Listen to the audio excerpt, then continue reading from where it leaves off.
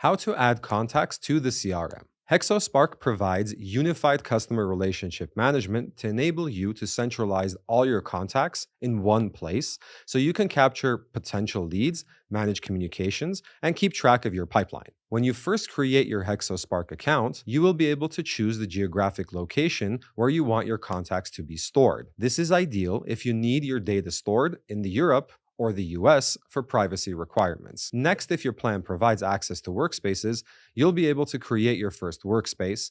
This is ideal if you want to manage multiple projects with their own CRM contacts and campaigns inside the workspace. Once you have completed this, you will get access to the contacts section of our CRM. Let's walk you through some of the different ways you can add contacts to your CRM. Method 1.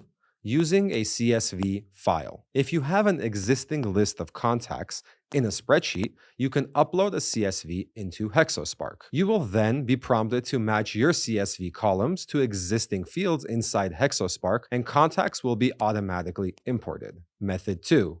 Adding contacts manually. From the contacts section, you can add contacts using the New button. Here you can manually enter contact details for every prospect or client. Method 3.